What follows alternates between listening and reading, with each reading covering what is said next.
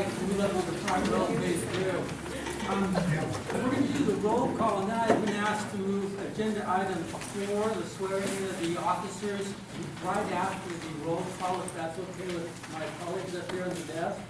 Fine with me, but I would have some comments on that prior to the swearing in. That's okay, that's up to you. So let's do the roll call. Director Lloyd, Director Lipscomb, Here. Director Toombs, Director Metcalf, and Director Kosel. Okay, I'll read the agenda item number 4. General Manager Chief of Police Ray Harmon will promote Sergeant Ricky Hull to the rank of Master Sergeant, Corporal Keith Barrow to the rank of Sergeant, and temporary acting Sergeant Kevin Huey to the rank of Sergeant.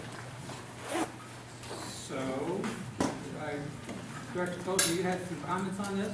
Yeah, these promotions are a whole new organization that is not consistent with our memorandum of understanding with the KPOA. So here's what needs to happen. A new work chart and an overall personnel plan have to be drawn and presented to the board along with the rationale for the changes. What is the justification for doing this? The board needs to be completely comfortable that services can be delivered. How does this new organization improve the delivery of services? It appears to be an inverted pyramid work chart with 5 people supervising 4 people. That is not usual. The fiscal impact of the plan needs to be detailed. These are costs that the community will bear forever, and it has repercussions for our budget, which appears to have a shortfall for this year before we add positions or change positions. How will this affect our obligations for current and future operating expenses? What impact will it have on our already unsustainable pension obligations? Then, what is the review process for promotion and identification of the need for additional supervisory positions? Is there a job description for these positions? Were these jobs posted internally and externally? Has the board ever authorized a master sergeant position? Why was this new position created? What is the job description for this position? Were there other internal or external candidates? Because all other officers can probably sue us if it is not an open and competitive process, I am concerned about the liability of the board if anyone was passed over arbitrarily. Are these probationary positions? And if so, what is the period of probation? Additionally, it is customary to have help from outside the department to evaluate candidates so the process can be as objective as possible. Was this done? So I have a number of questions. The board was never consulted about these promotions. We learned of them Friday when the rest of you, when the agenda was published. So I think that these promotions are premature at best, that those questions need to be answered, and the board, because these promotions are not consistent with our memorandum of understanding.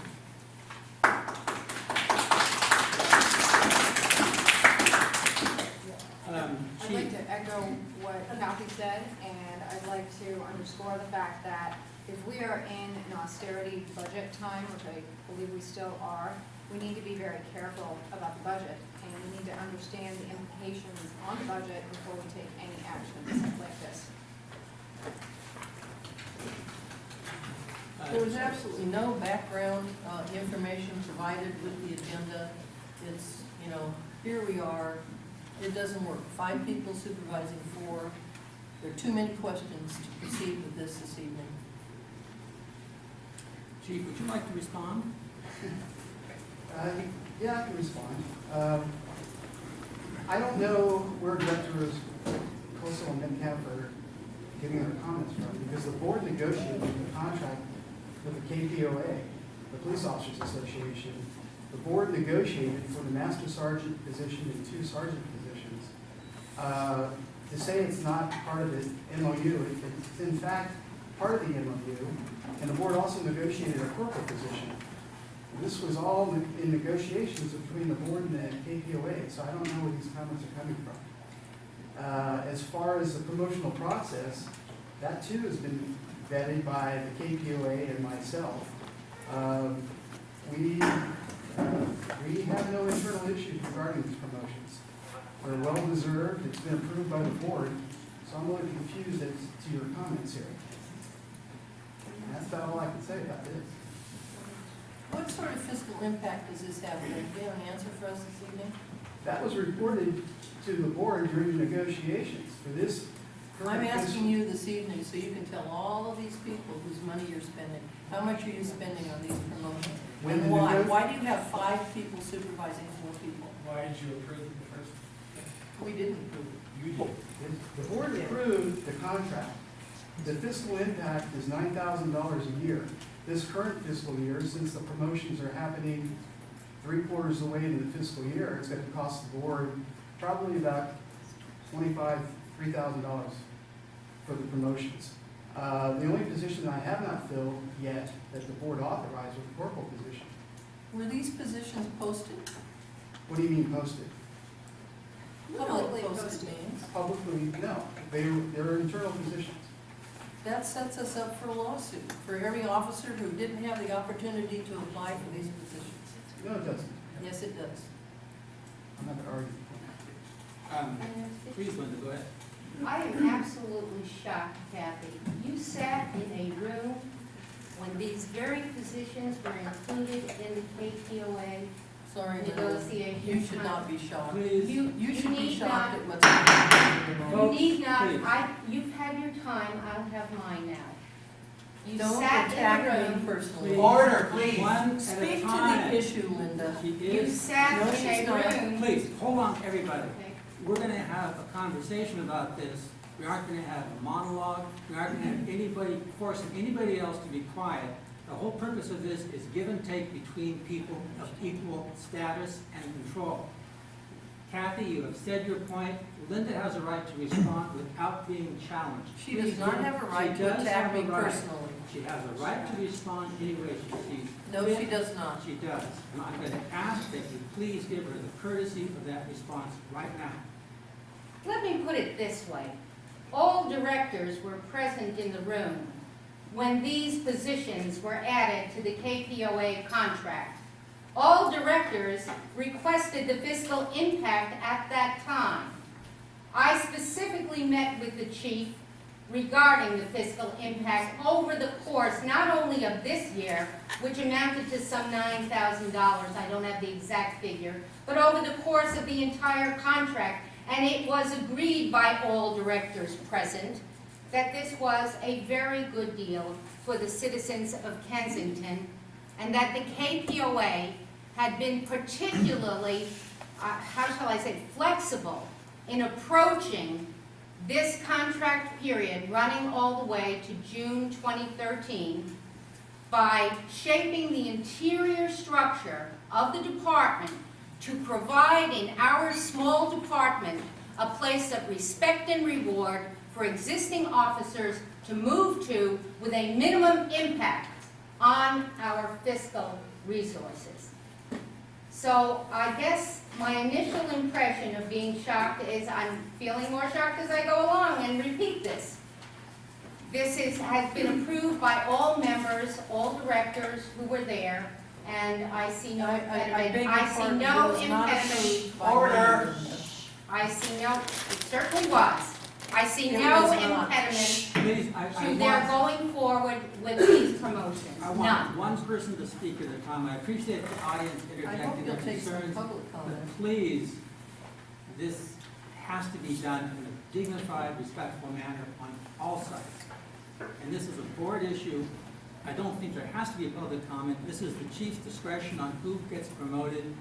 It's really a matter of him and his internal staff to administer.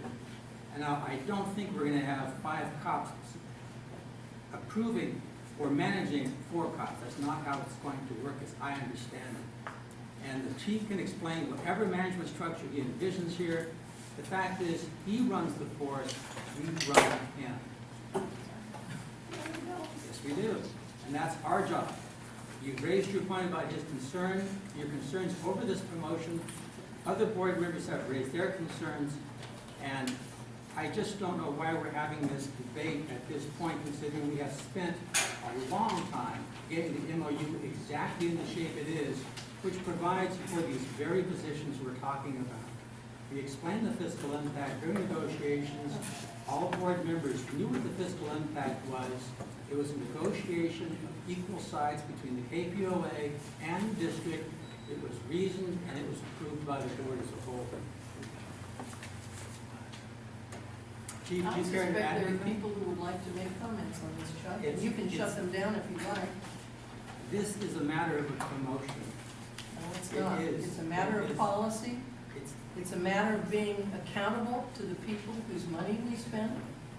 There is no reason to have 5 supervisory positions and I 4 don't think this is a patrol Brown Act officers. issue, it's not on the agenda and we shouldn't be discussing it.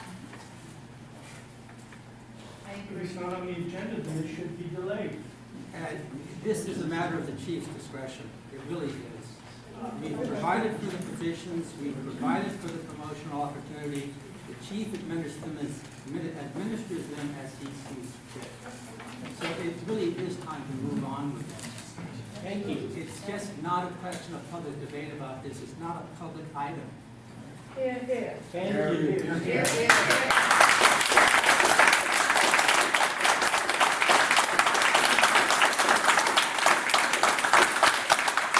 I would like the chief to proceed. If the audience feels strongly enough, they're always free to file a formal complaint against the district afterwards. That's up to them.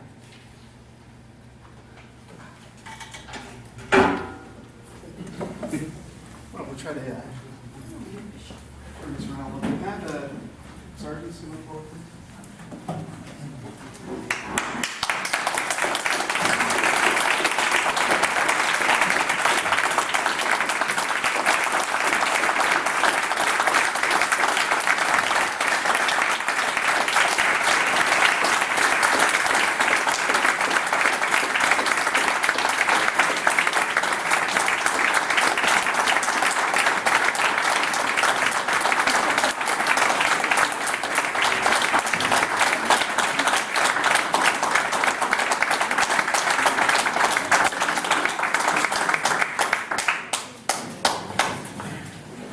Well, first of all, let me apologize. It's really kind of unexpected. Kind of sorry this had to occur. However, this is a happy occasion, and it's a well-necessary. And I want to introduce all these guys and tell you a little bit briefly about what we're doing here tonight. And I'm going to take too much of your time, but like I said, I'm sorry, and we're going to move forward, okay? First of all, everybody knows Ricky Hall. Ricky has been here, what, 50 years? 13 years in October. Ricky's been a sergeant for how many years now? 6 years.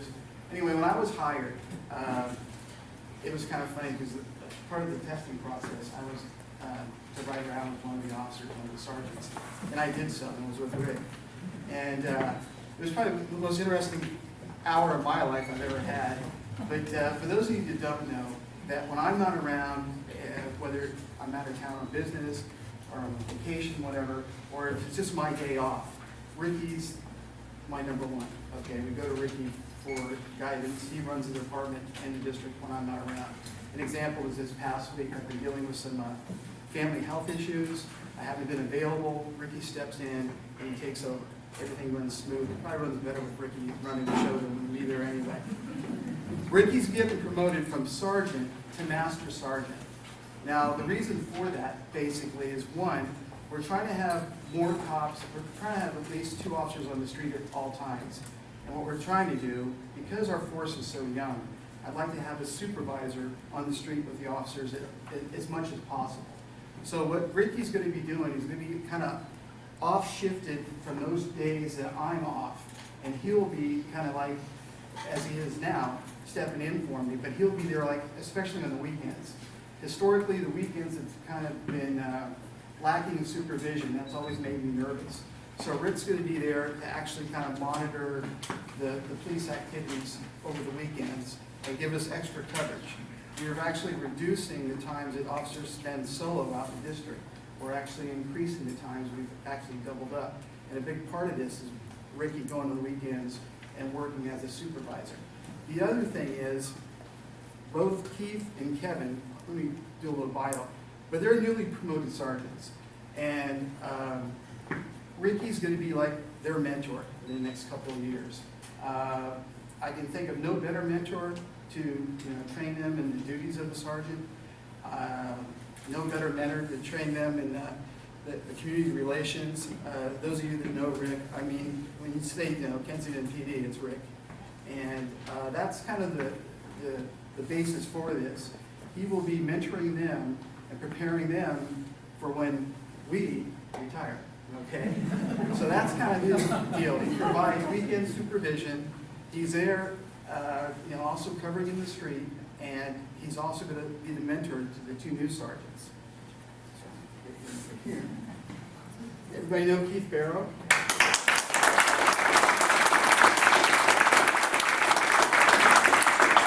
Now, Keith's been with the department for about 9 years now. 12. Yeah, funny story. I got noted, the Cal Chief sent me a letter this year saying you're eligible for your 5-year pin. It's like, 5 years? So I kind of lose track of time. Everyone know that Keith's been working detectives for the past 2 years now? Okay. One of the reasons we've been so successful in clearing our cases, Keith Barrow. Okay.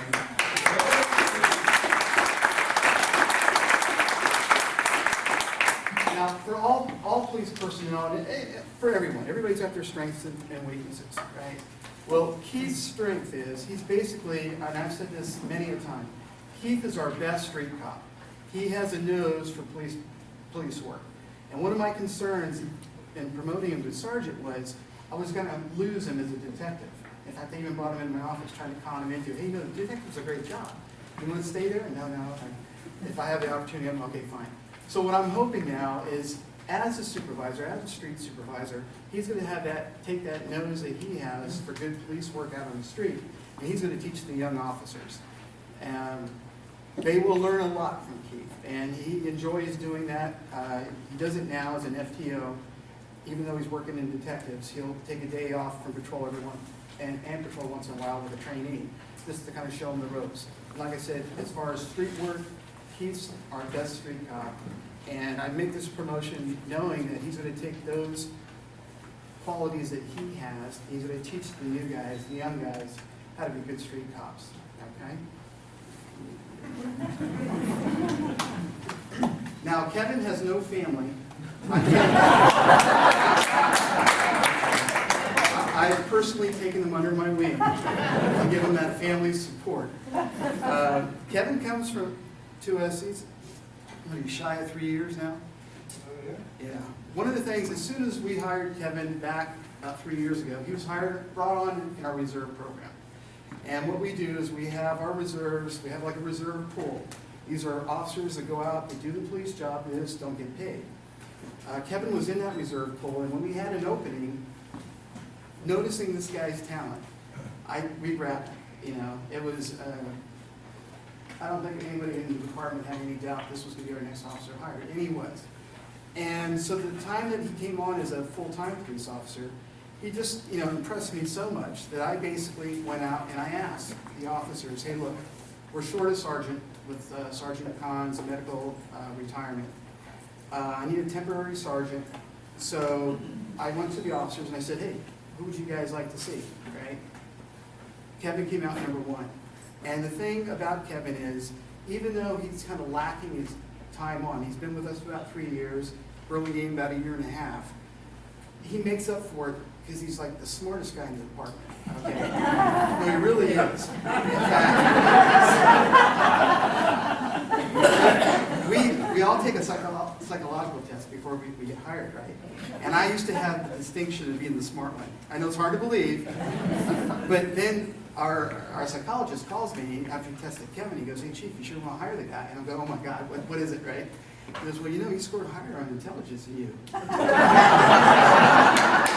I thought about it, was that a joke or what? Yeah, I want to retest. Yeah, so do I. But, so what Kevin lacks in experience, whatever, he makes up, and the past year, he's been assigned as patrol sergeant. He's done a great job, and it just makes sense that he just move into the position permanently. For those of you who don't know, working as a temporary supervisor in a police department is like the hardest job there is, okay? Because you have to supervise guys that tomorrow you'll probably be working next to. So you kind of walk that fine line of supervisor and peer. And Kevin pulled it off this past year, did an excellent job. He's taken on all those projects that I really do not like. He's the radio interoperable project, the computer projects, all the technical stuff I dump off on Kevin. And he handles it perfectly. And I'm really, like I said, what Kevin lacks in experience, he makes up with just knowledge and intelligence, and he's going to be a fine sergeant for our department. So those are the three promotions. There's no swearing in. It's basically, they're promoted.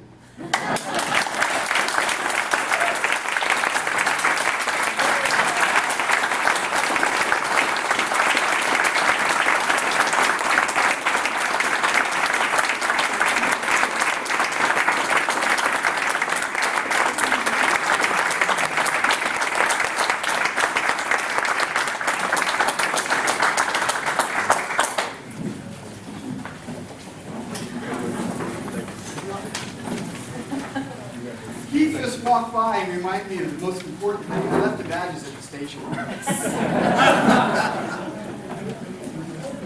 We'll have to do that another time.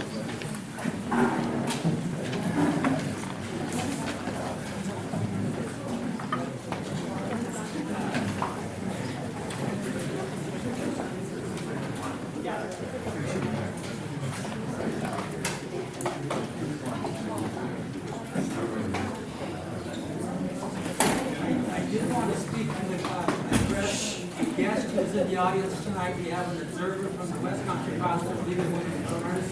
Thank you for coming out. You can see democracy in action. Now we are going to go into the public comment section of our meeting, and this is for material that is not on tonight's agenda. You can stand up to the board, rodeo, and please have your say. We keep it to there's a line. Mary's going to go first. Mary, please go ahead. 5 minutes per person max and 20 minutes total. If we have a large number of people, we'll pull on board about 20 minutes. Please go ahead. Mr. President, Chief Harmon, members of the audience, board of directors. I'm Marion Gade. I live on Highland Boulevard. I've been a Kensington resident for over 50 years.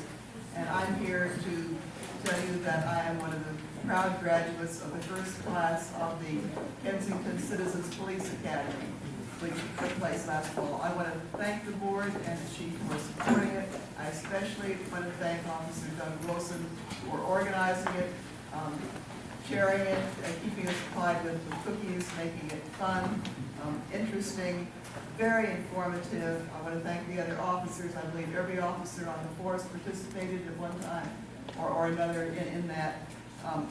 And I do want to encourage you and your friends to participate in the next academy. I understand there will be one this year. It will teach you something. It teaches you quite a bit. It's a good way to get to know the officers, to find out what these people are doing to protect our community. I also want to comment on a specific aspect of that Citizens Academy, and that was the offer given to us, and we're in it, to have a ride-along with one of the officers. I had a 4-hour ride-along one afternoon in early February with Officer Chris Turner.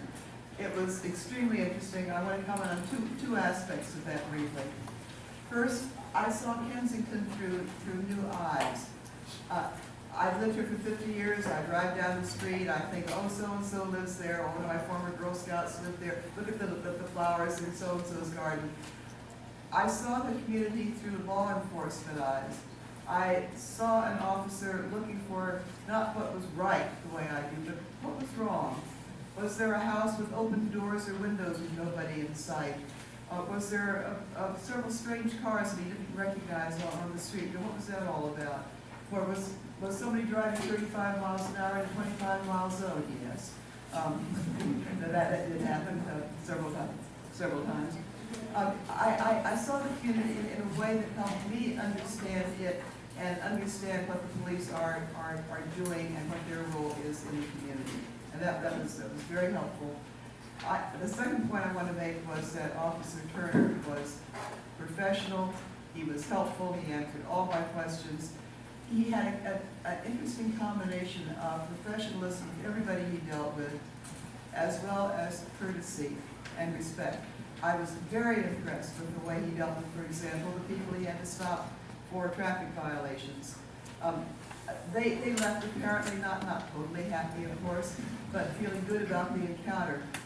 When I commented on his attitude towards the citizens, he said that it was part of his job to be sure that the police understood what the officers were doing, that this was part of what Chief Harmon has promoted in the force, to understand that the citizens are the people that the police will need as witnesses, to come forward and report crimes, to be their eyes and ears when necessary.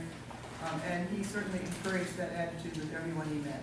I want to thank everyone for offering me those opportunities, to hope the rest of you will take advantage of them, and to thank everybody who helped with it.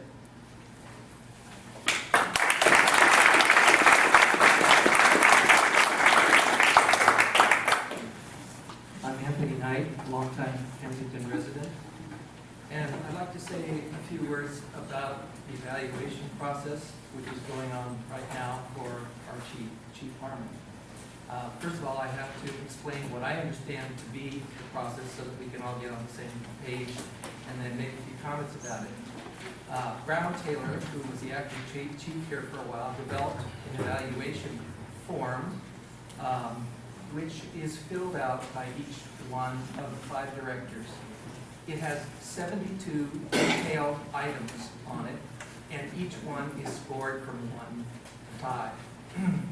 The directors have been given this form, it's my understanding, and have gone off into their respective environments to fill this out, and will come together again at a closed session, which those forms will be consolidated. And my understanding is it's an arithmetic process. Each one of the various 72 items are then basically averaged, whatever the 5 directors chose as their score is then averaged. Now, I went home and thought about this a little bit, and given the present situation of a very deeply divided board, this is how I put together what the result of that is. We have 2 directors who are very supportive of the chief. We have 2 directors who are not supportive of the chief, and we have 1 swing vote. So for instance, let's say 1 is low and 5 is high. The chief would get 2 1s, he would get 2 5s, and an unknown swing in the middle, well, let's say 3. Now, if you average that, that comes out to a 3. The chief goes home with a C report card. I think our chief deserves a hell of a lot better than a C report card.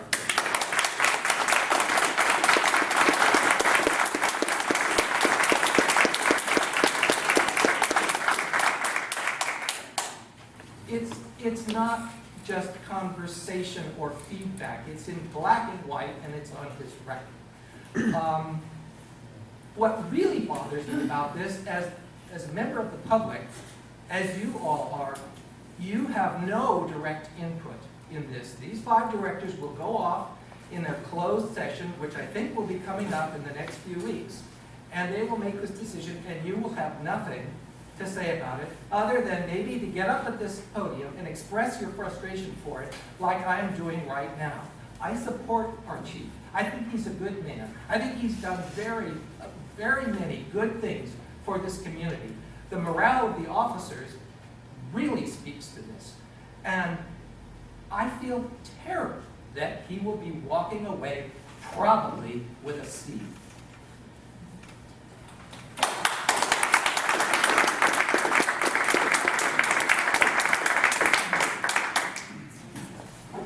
Hi, I'm Andrew Reed, and I live on Coventry Road. Thank you, Anthony, that's a hard one to follow. But I'd like to stress and support what Anthony just said, but I'd like to talk about results. I too urge the board to give the chief an excellent review, because I think probably everybody in the community has seen this. Somebody brought this to my attention a couple weeks ago, the February edition of the Outlook, and there's a box in here about our crime statistics since 2008. Chief, you've been here since 2007-ish? Okay, so during the chief's tenure, we know that, and this, I guess this is from the LAFCO study. Lynn, you probably know the acronym. I won't pretend I know all the details, but if it's LAFCO and if it's in the Outlook, I believe it. And so the first point was a 62% reduction in property crime in Kensington since 2008.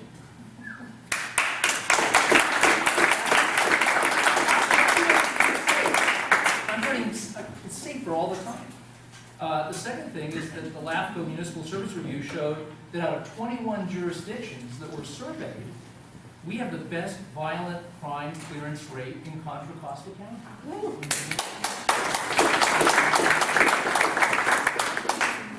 I'll go on, right from the article. The same review shows we have the best property crime clearance rate.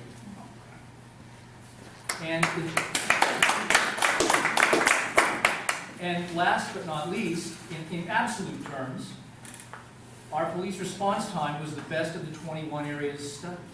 I like living in Kensington. I moved here because it's a safe place to live. And I support our chief. I think with these kind of results, this man and his department, these people are doing something right. I urge the board to keep their eyes on the big picture and not get repeatedly distracted by insignificant and unproven allegations against the chief. I personally had enough of it. Sorry, Chuck. I know I'm supposed to be calm and maintain decorum.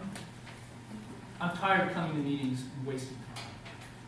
I urge the board to do this, to give the chief a good review. Thank you very much for listening.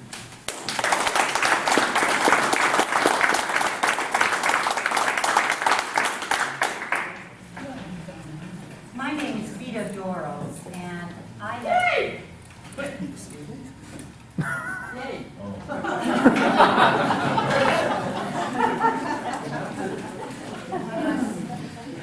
I'm a longtime resident of Kensington, too. I understand that the performance evaluation of Chief Harmon will be done in the near future, and it's not on the agenda tonight. But I would like to address the process to be followed with this evaluation. Having lived in Kensington for nearly 40 years and being active in community groups, I have worked with 5 different police chiefs, including Chief Harmon. No chief before him was ever as committed as this man to the community organizations and came to as many of the K groups meetings on his own time. And his concern for our public safety is beyond belief. The results of Chief Harmon's efforts are visible in improved traffic safety and the reduced crime in our community, as Andrew mentioned. We have a dedicated and professional team of police officers who have expressed full confidence in their chief.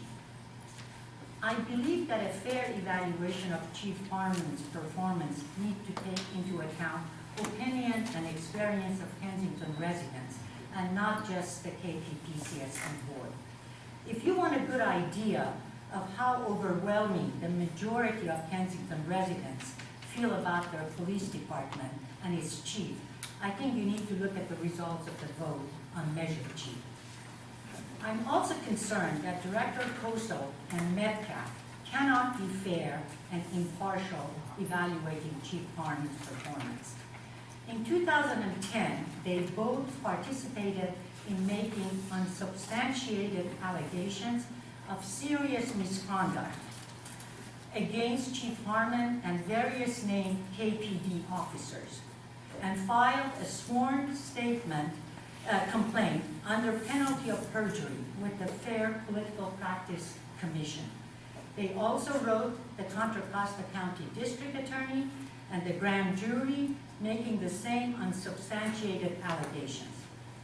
The FPPC complaint was dismissed because the commission found no violation of the Political Reform Act, and the DA found no evidence of wrongdoing on which to take action. Director Kosel publicly opposed Measure G and has publicly disparaged our police officers as scofflaws, and in the past has recommended the Mr. district Toombs, I consider. object to this personal attack. Order, order, she's out of order. I object to it also. And the past,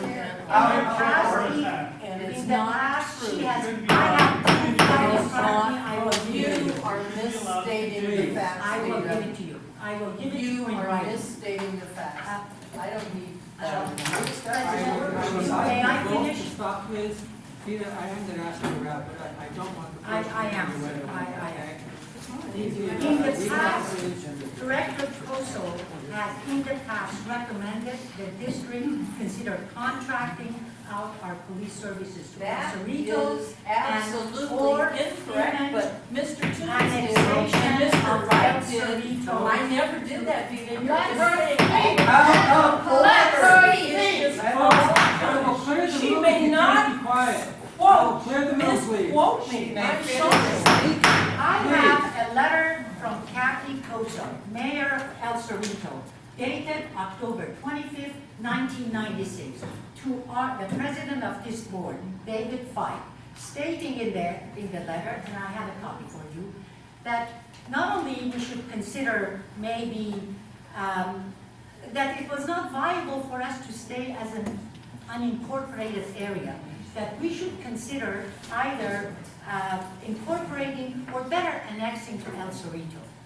I have a copy of it for you. In my opinion, Director Kosel and Metcalf cannot demonstrate a pattern of conduct regarding Chief Harmon and the entire police department, and cannot be, they're unable to be fair and objective, and they should recuse themselves from taking any part in the evaluation. Here's a copy of my letter.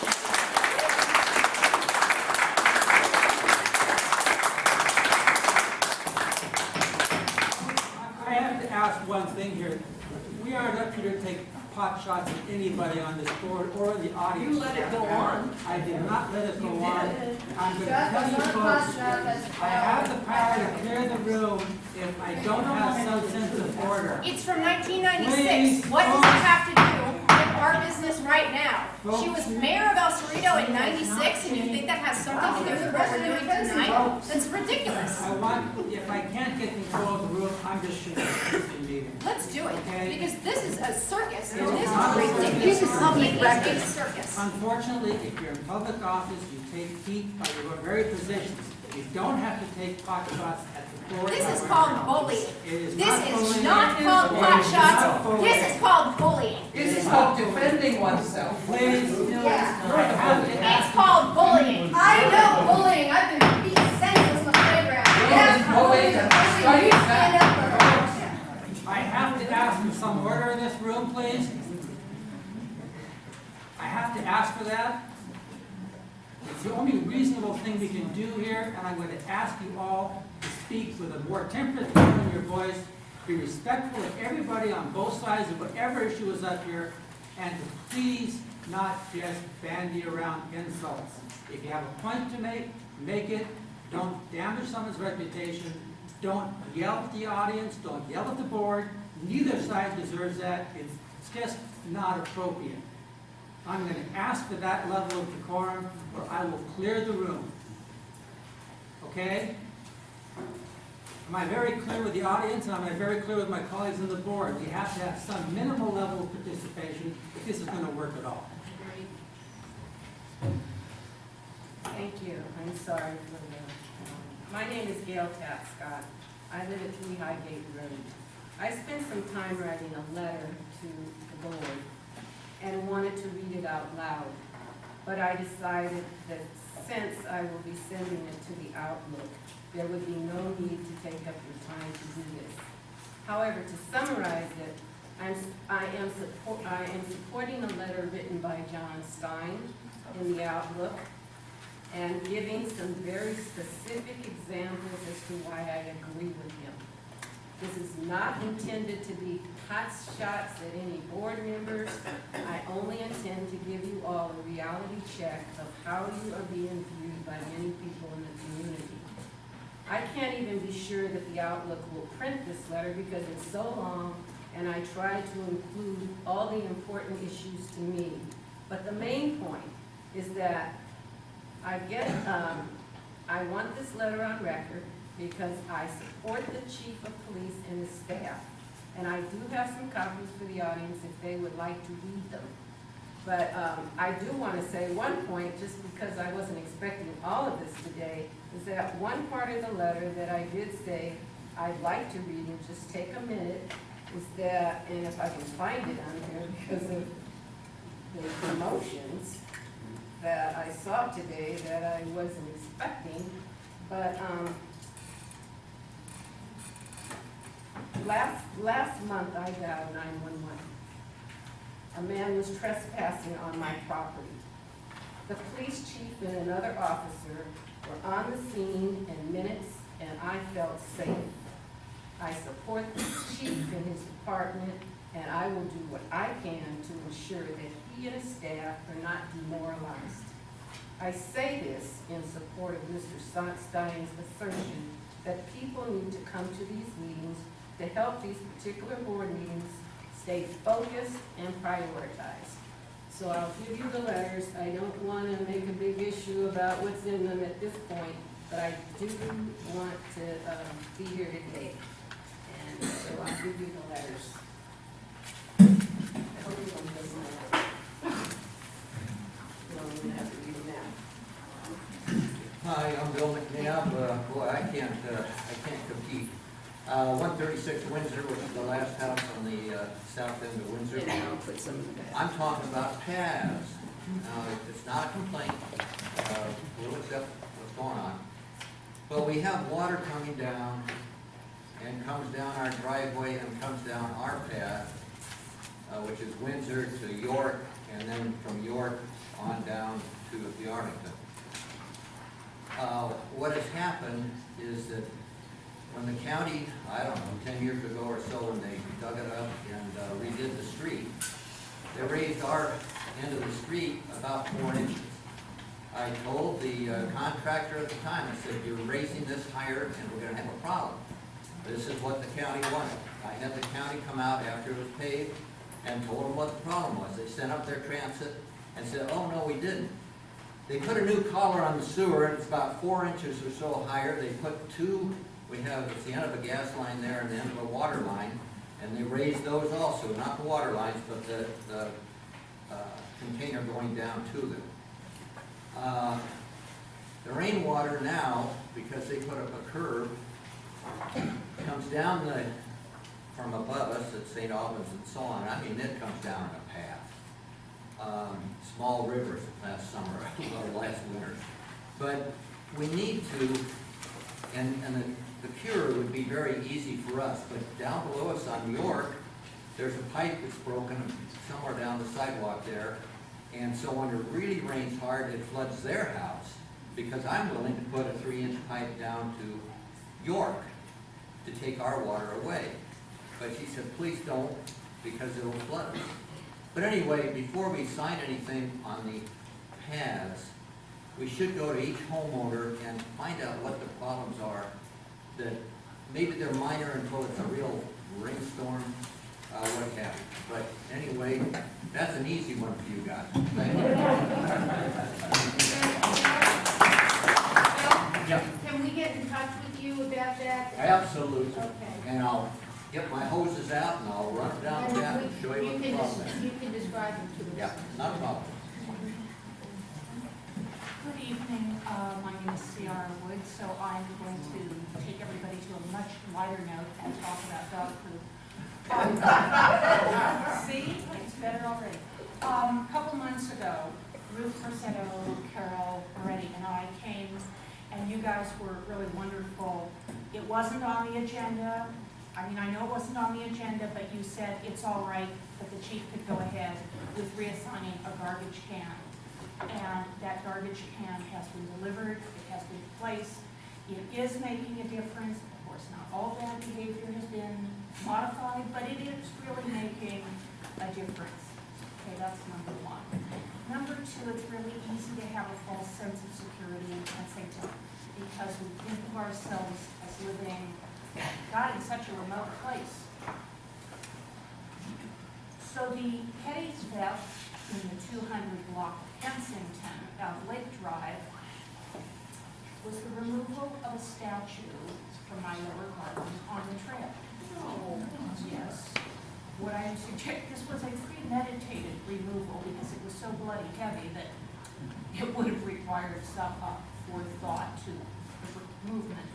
But and I was encouraged by actually Diana Jones, the former administrative secretary for the district. She walks her dog, so I see that all the time. And she said, no, Sierra, you have to report this. You have to. And you know, it's really easy for all of us to say, oh gosh, we don't want to bother anyone. But Officer Martinez came out, and he helped move the second statue up to another level of the garden because he said, if we do not move this now, you will be tolerated a few days to say it's missing. My third thing I want to say is that we see Chris Turner on the street, driving all the way down to the end of Lake Drive. It's wonderful. He is just so wonderfully personable. And you know, the result of all that is that whenever I see him, God, he gets absolutely everything that is going on the street. Because there's that personal relationship, we want to, that's one way that we can be supportive. We can let people know exactly what is going on the street. So thanks again for the garbage can, guys. It's helpful.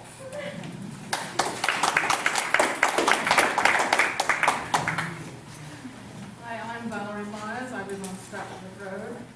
And I just wanted to say quickly that I'm more than satisfied with the conduct of our police.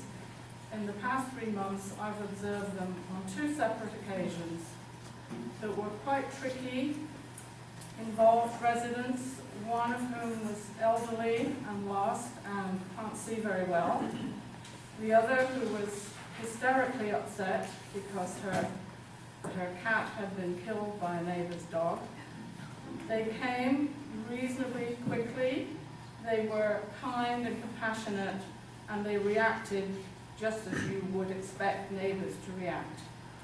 I think Chief Harmon's leadership is to be commended because I think these small episodes, which don't, I mean, they're not big crimes, but they are important, and they are important in building relationships between neighbors, and that's one of the most important things about Kensington, which makes it a worthwhile place to live. Thank you.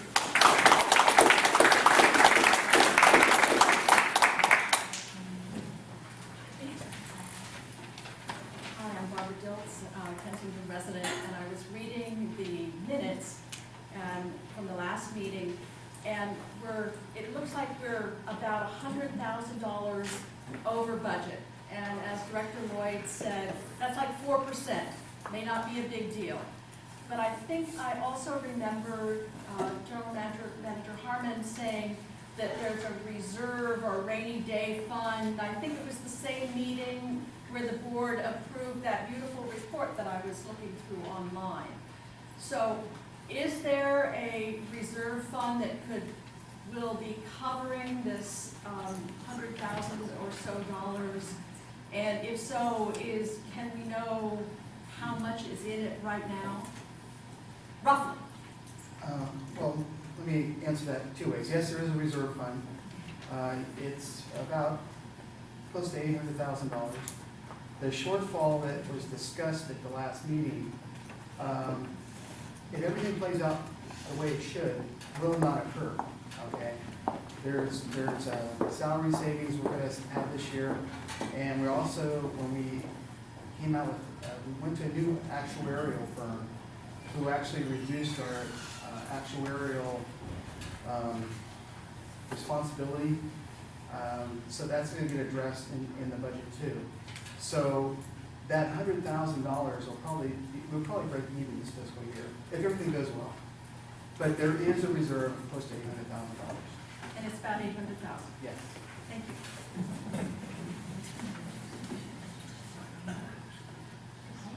I should say that's unallocated reserve. We also have it, it's about 800,000 unallocated. We have an allocated reserve that, so the actual total reserve is probably about $1.5 million.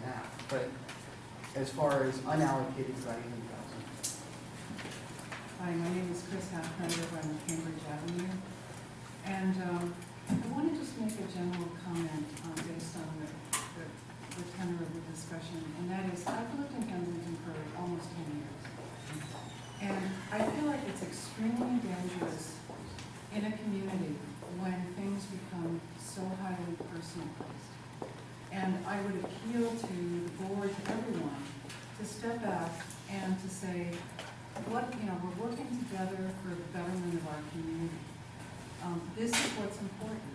When the outlook letter says support the chief, the better way to say that is support a well-run, well-functioning police department and district. Let's, as a community, ensure that we have the best possible community we have. So a couple things. I think being on the board is a thankless job. These people are elected by the community. It's a difficult role. They deserve our respect. The board has a very important role to play in the community. They have complete fiduciary responsibility for the budget to ensure that expenditures are appropriate.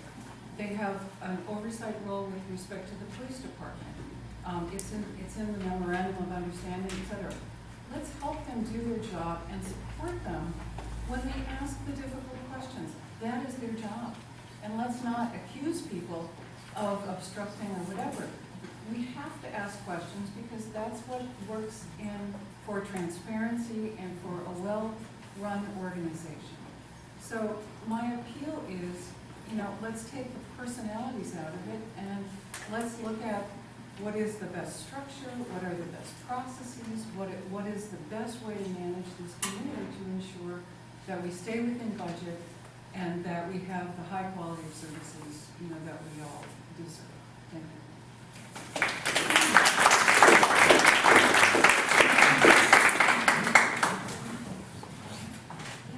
Hi, my name is Deanna, and I'm a Your first and last name, please? My name is Deanna, and I can remain anonymous. I prefer not to be anonymous. Okay. Because there's so much going on, it's a little scary. I haven't been attending the meetings. I used to enjoy reading the Outlook, but now to me it sometimes feels like the Inquirer. And I really don't know what's really going on. But I would like to ask, I do agree with the previous speaker though. I do think that their jobs are hard to do and they have to ask hard questions. And I also was a little offended by the let's support Chief Harmon. I don't know, I would like to support him too as my police chief, but I think it could have been worded that was skewed a little bit. So, but that's not why I'm up here. I'm up here to ask about the incident that happened in the middle of February. The police were chasing somebody, I guess. I didn't really read the full report, but carjacker and all this stuff was going on. And they came by our street at high speeds and there was no sirens on. And I believe it was when kids were out, we were getting ready to walk our dogs. And I saw the police go by and I go, oh gosh, something's going on. So I get my dogs inside and I was a little nervous because I didn't know what was going on. And I started to wonder, after reading later that this had happened and hearing that the joggers were on the street and things, would this have been appropriate? Do we have an automatic call system that could have been out that somebody could have informed us to not get in your car right now?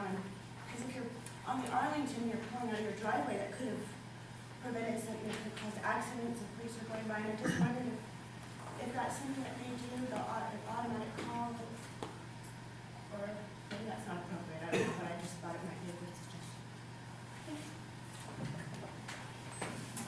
Just to respond to that question, there is an automatic calling system in place, but it's for natural disasters, police incidents, be utilized unless it was life-threatening, as possibly if you were looking for like an elderly person who was missing, or a young child. We could utilize it for life-threatening. That incident you refer to, actually, that individual that the officers were, I don't even know if it was really pursued, but that individual actually did 2 residential robberies that morning in El Cerrito, came into Kensington and robbed a Kensington resident of their vehicle. Later, actually did another residential robbery in Martinez, did one in Richmond, stole a Richmond police car, and was finally apprehended. I hear your concerns. At one point, along the Arlington, this individual that was trying to get away from the officers was actually driving the wrong way on the Arlington, down in that area that at sunset where the Arlington is actually divided. One of our officers, Chris Turner, almost was involved in a head-on collision with the suspect. So it was a dangerous situation. However, there is no system in place to actually tell people to stay inside. We can help assist by not being out of the way. Yeah, unfortunately, and that stuff plays out so quickly. That whole situation was over in Kensington in probably about maybe 20 seconds. Oh. It just occurs so quickly. By the time that we even were able to put something in place, if that was available to us, I mean, it would have been over. But I hear your comments, and we do address that. Can I just follow up? I'm sorry. So a carjacking at gunpoint does not qualify as a life-threatening situation? No. A carjacking at gunpoint does not qualify as a life-threatening situation. And a high-speed chase during a time when children and joggers and neighbors walking dogs on the street, that does not qualify as a life-threatening situation. Not per the county's emergency notification protocol. No, it does not. Okay? Can we see the county's notification? Who?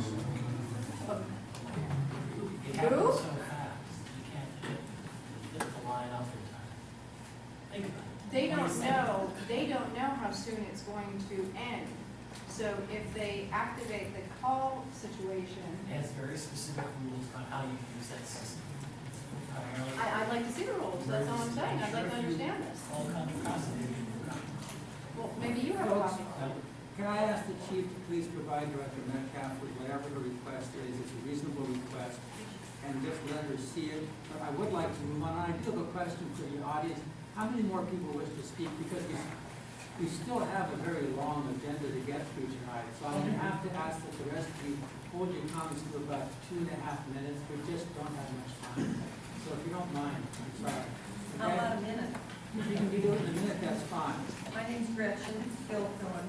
I live on Coventry Road. I lived in Kensington for 54 years. First of all, I want to congratulate the policemen on their new ranks.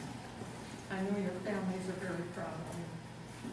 I was proud of our policemen on, I think it was Monday, Walt was bringing me home from Tilden Park, and we were coming down Amherst, and right where the Kensington sign is, someone was going at least 25 miles an hour, went right through the stop sign, and the policeman was over in the service station and took off after him.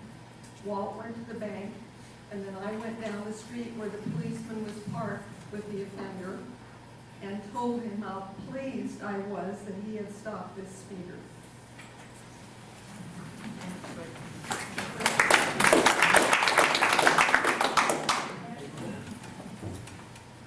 I hear the overboard already, Kathy. So, I started coming to these meetings shortly after Cathie was elected for a reason. The only reason I bring this up is because the term came up again tonight. Because I have been listening to the recordings, which are available for all of us to listen to if we don't have time for inclination to come to these now meetings. I've been listening to them at home. And when I heard Cathie saying that the audience member, a citizen, was Well, she has the right to her voice. We don't even know what she's saying yet. Yes, Please. we do. No, we don't. I have no idea. and this is the usual reaction that we get. This is from our board, who the citizens of Kensington elected. This is 2 members of the board. This does not reflect the general attitude of our elected officials in Kensington and all the people who serve on all the various K groups in Kensington. People do this because they believe in Kensington. They want to help out Kensington grow, be strong, be a wonderful community. Cathie's comments on being bullied by a non-offensive female member of the audience who merely criticized a viewpoint at that time. It's not appropriate for this sort of behavior to happen. We as citizens are served by these people. It is a thankless job. It's hard. I ran for it and stepped back basically because there were 3 other people who were more qualified who ended up running. And I was happy to let them go ahead. This is a hard job, but it does not excuse people who do not serve the needs of Kensington. We have an incredible police department. We have the best police department I have ever seen. I have lived in more than a dozen different communities, most of them nowhere near this affluent, nowhere near this safe. And I've had a good relationship with the cops in all of these communities. But this is an unbelievable department. We see these people, we know them all by name if we make an effort. We can be involved in the activities that they promote in this community. They come in, they help our groups. We need to support them. We need to support the chief. They support the chief. That should tell you something about the politics within this department. This department supports this chief. The town supports this chief. If we have anything less than a positive report on this chief, it is not going to reflect the reality we have in Kensington. And thank you, so many of you, for coming out, speaking, and being here. I know it's a hard thing to come out on an early evening like this. Thank you. My hat is off to all of you for coming out.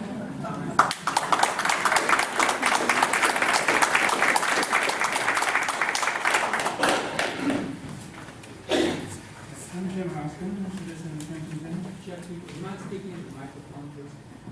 Yeah, I'm Jim Hoskin, citizen here in Kensington.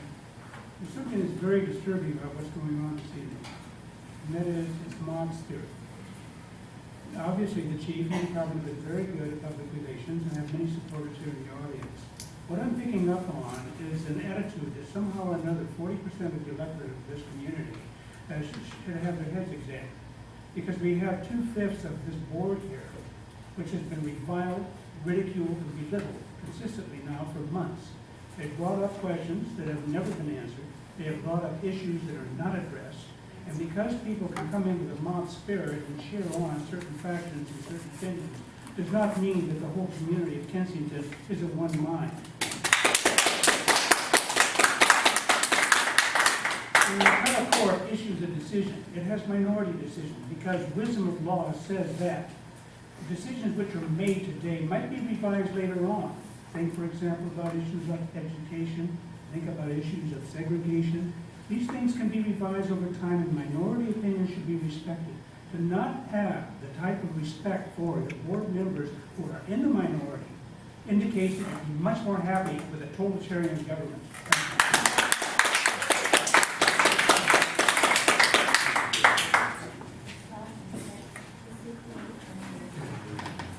My name is Chris.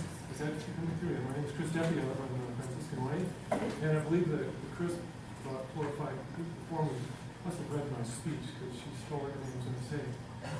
But I do want to say I'm not here to support the chief or not to support the chief. I'm here to support the board. I know most of you. I think you're all.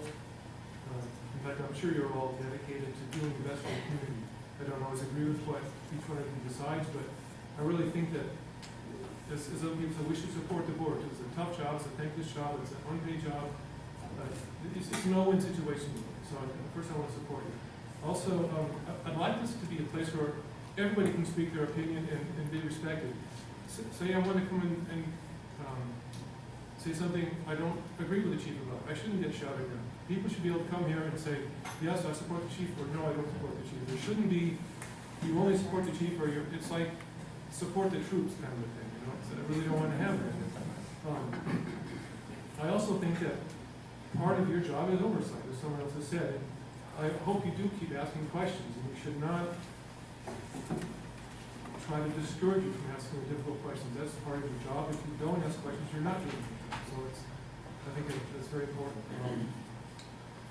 And I really think, as someone else said, we gotta stop making it personal. We should come here and debate ideas, issues, policies, but keep the personalities out of it. It really is just not significant.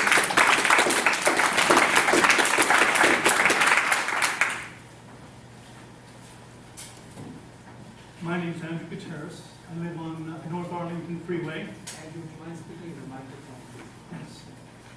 Yes.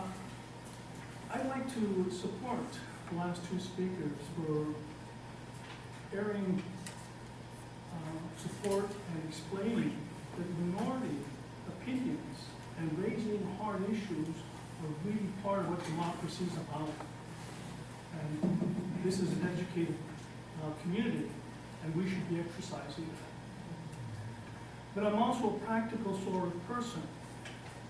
And I'm wondering, has anybody made a projection of the costs of our police force, their pension, their supports, their retirement, the demographics of all of that? Absolutely. And does it work out so that 10 years down the road, we're in pretty good health? If so, I congratulate the officers for the promotions.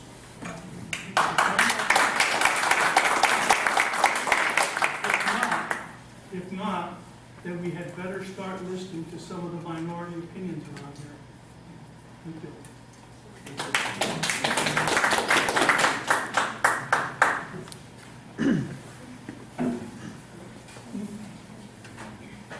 Sergeant Ricky Hall, I'm here to speak on behalf of the Kensington Police Officers Association. President Burrell's feeling a bit under the weather, so I decided to speak instead. What I would like to do is read a letter from the Kensington Police Officers Association that's going to go into the Kensington Outlook.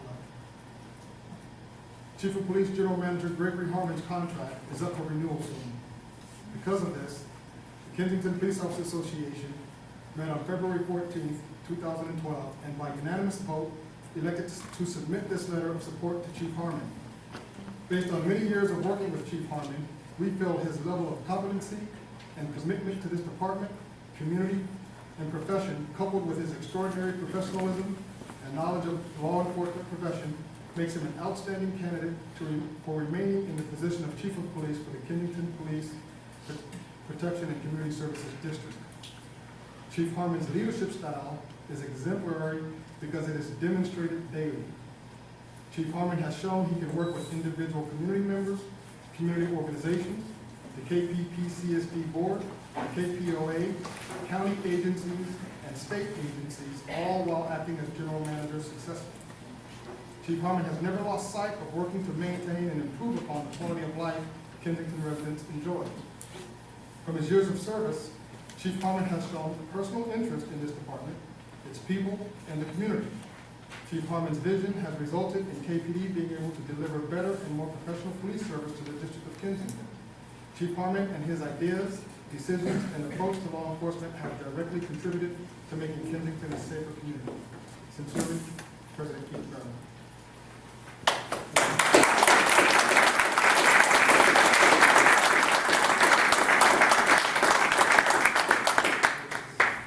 I'm going to close off the public comment now. If you don't mind, we can move into board member and staff comments. Thank you.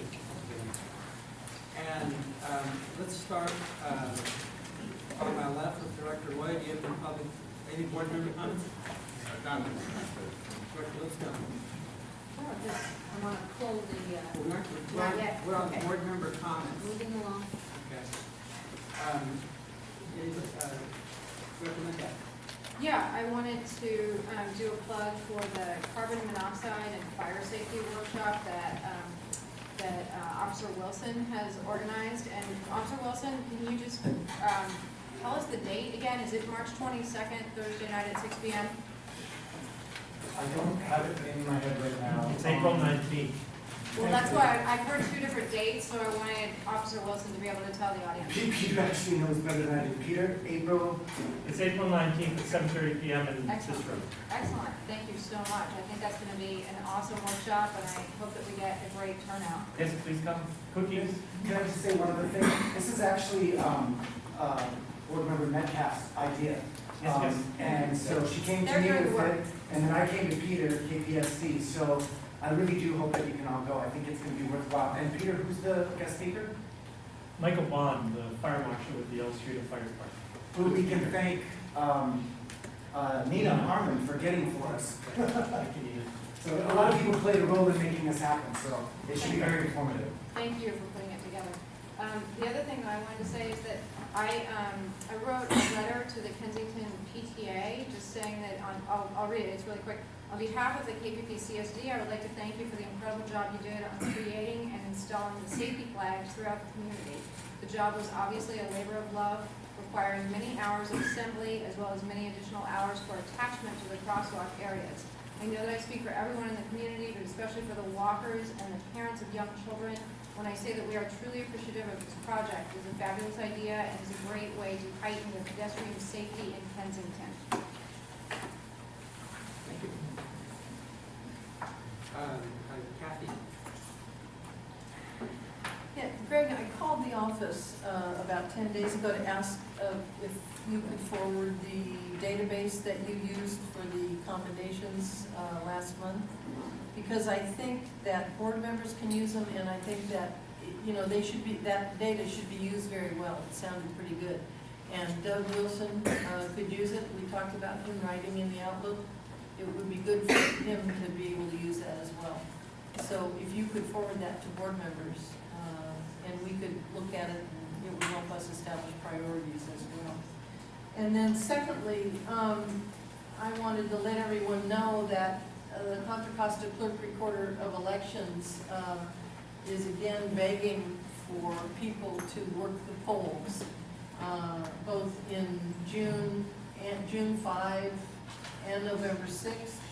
And I made copies of the letter here if anybody wants that. It's a good way to participate and support the community, and it tends to be fun as well. It's a long day, but it's a fun day. So if anybody wants this, I have them up here. Thank you. Okay. Let's take a look at the approval of the consent calendar. Let's have a short break here. 5 minutes? Yeah,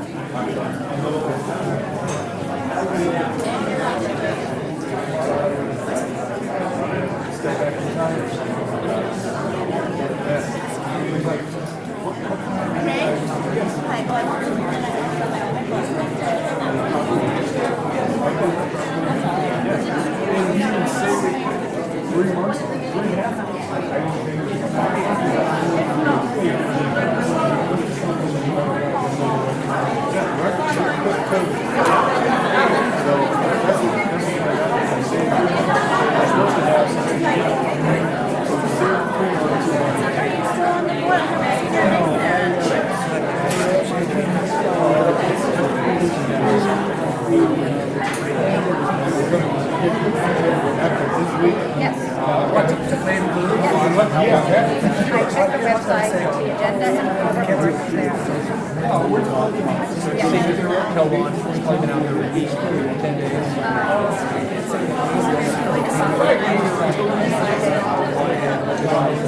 on the website, it's right there. Check the link.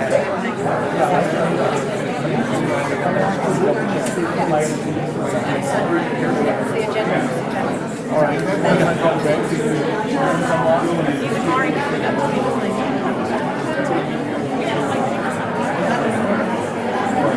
we used to be neighbors.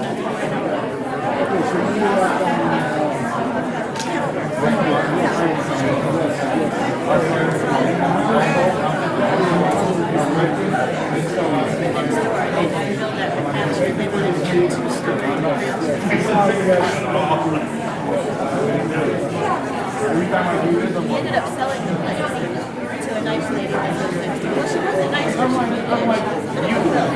she kept calling her police over and over. And she kept painting her curve.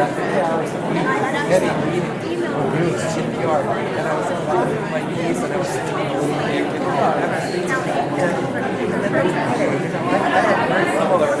Sections in it, which meant there was 3 off-street parking spots, turned into 2.5.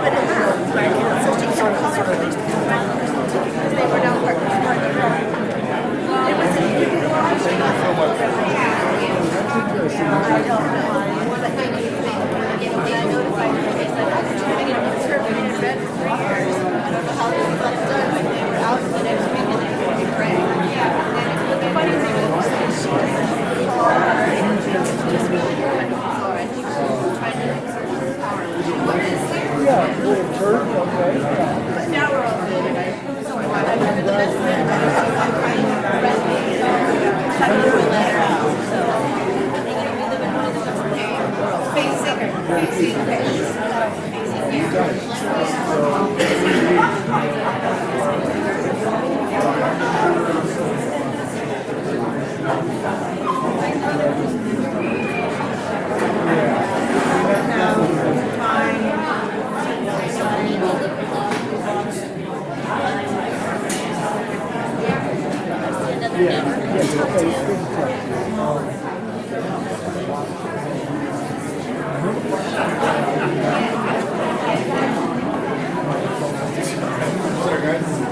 Thank you. Pretty good. Pretty good. How are you?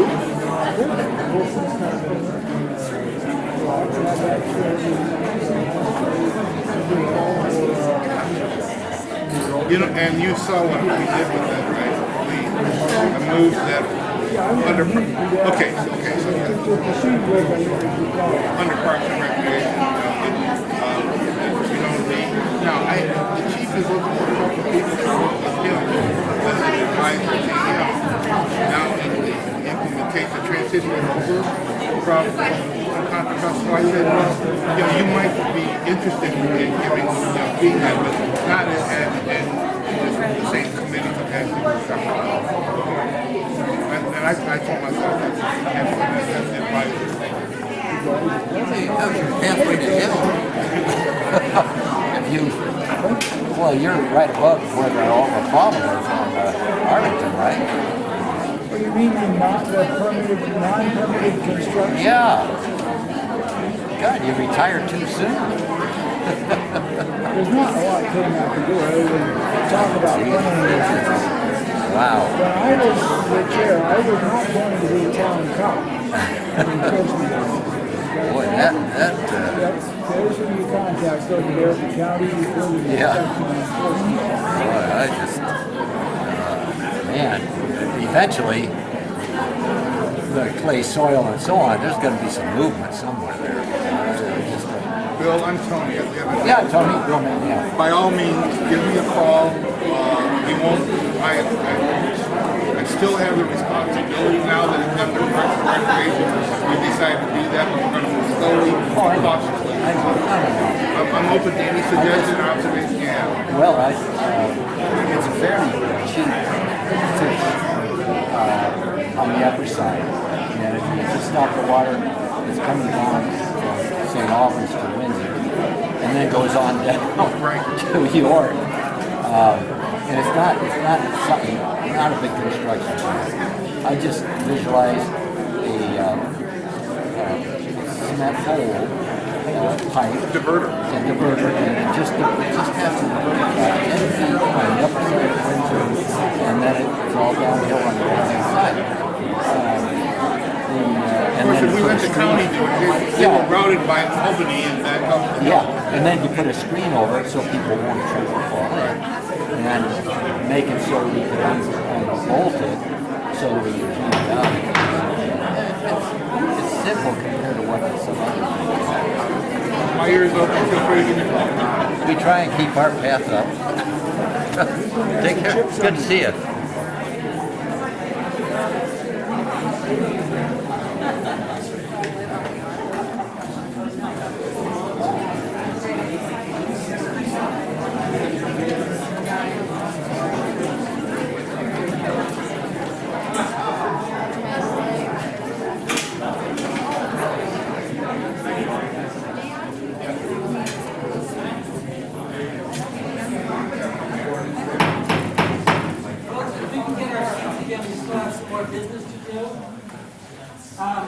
We left off looking at the consent calendar, and this is supposed to be the approval of items that are more than the line of ministerial actions. Does anybody care to put off the consent calendar? Excuse me. Yes, so let's pull the minutes.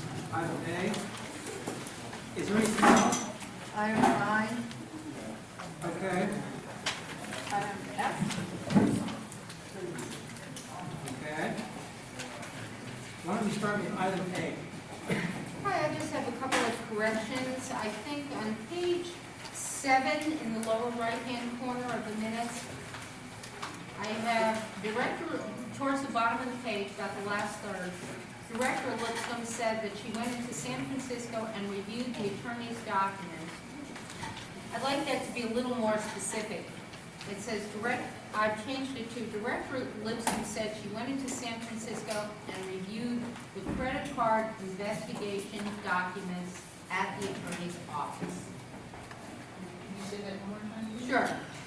Reviewed the credit card investigation documents, pardon me, investigation report at the attorney's office. That is what I reviewed. The term is too vague, the attorney's documents. And the second correction. Can I read this part first? Sure. To make sure I have it? Sure. You want to introduce recollection that you in San Francisco, credit card, review the credit card investigation report at the attorney's office. That's correct. May I ask a question? Sure. Did you review the audit? I don't believe there was a credit card investigation, but I'm. Right, the Hemming Morris Yes. audit. Audit. That's more accurate. The credit And Henry card Moore's investigate, audit well, I might put be even more report. I correct. put report. Okay. And the second correction is on page 11, very last paragraph. It currently says, Citizens Investigation 2012-001 was imitated on January 8th. And I think it's supposed to be initiated. In the police report document? We're on page 11 and, oh, I'm sorry. That's all that, yeah, just a small note. That's all I have. Kathy, did you have item F? No, I did. I did. Go ahead, please. Yeah, Chuck, I think there was a letter that was left out. We're provided with a few letters in this packet. And I think there was a letter that came in from a parent regarding some speeding that she had observed around the Arlington Church. I think we received that on February 21st, according to my notes. We all received it by email, and I think the chief received it as well. Oh, yeah. Tony, do you know what I'm talking about? Yeah, Linda, did you also receive that letter? So, can we have that included in the next month's packet then? Because it seems like all the letters were included except that one, Chuck. Yeah. It sounds like maybe you just forgot it. I forgot about it. I think the chief didn't get a copy of those, but after he was forwarded it to me. Oh, my understanding was that he did get a copy. I had no idea. I don't think he did. I'm trying to struggle with my memory. We'll get a copy into this material. Okay. Do you know who the author is? I think it is the mother of a preschooler. Do you not remember the letter, Lynn? That's correct, that's why Okay. I'm going to look in my email. Okay, I wrote down that it's February 21st. Okay, that we got that. I'll send you guys a copy, I recall it, Okay, and be into it specifically. okay. I think she mentioned the letter to me later, and she mentioned that Chief Harmon had written her back, so I think you did receive that. We'll clarify, we'll get it. We'll get it. In the record where it belongs, and We'll make get sure it. that it's responded to, if it has, and we'll-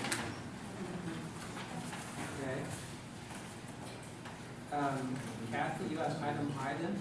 Item I, the general manager update, page 24, reads, Bayview representatives indicated that they were no longer considering assigning the contract to Republic, and I believe, but I'm not certain, that that should read Republic Industries declined the opportunity to accept assignment of the franchise agreement with Kensington. It is.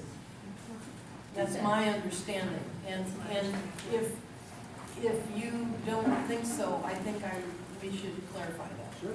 I didn't know they declined it. I believe they declined it. Okay, well, the chief can certainly report back at the next meeting. Okay. Is there a motion to approve the consent calendar with the discussions we've just had incorporated into it? Second? Second. All those in favor? Aye. Any opposed? Okay, let's jump into the new business. The KPPCSD Ad Hoc Buildings Committee will present a recommendation that the board accept the Kensington Park Buildings Master Plan Report as prepared by Mueller and Caulfield Architects with possible board action. I think we have Mueller and Caulfield representatives here, and I think Lisa Corona, is she in the room? You were going to lead us down this path and get us started. And I think since I'm in the middle of projections, I'm not going to do it. We did have to move podium, I don't really need to be behind you guys, but I'm not sure if you'll all hear me. I don't use the screen, so excuse my. We're just going to relocate.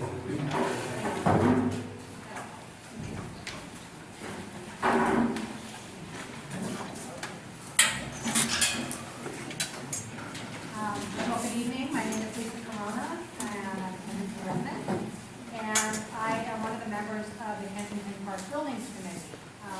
I'm really happy to finally be here this evening as part of the presentation of the master plan that we've been working on. I'd like to introduce the other members of the committee very briefly, those who have been very active in this particular phase of the master plan. Jack Griffith is here, Chuck Toons, of course, with the chair, also Andrew Reed in the back, John Stein, and Bruce Morrow. So I'd like to thank my all committee members.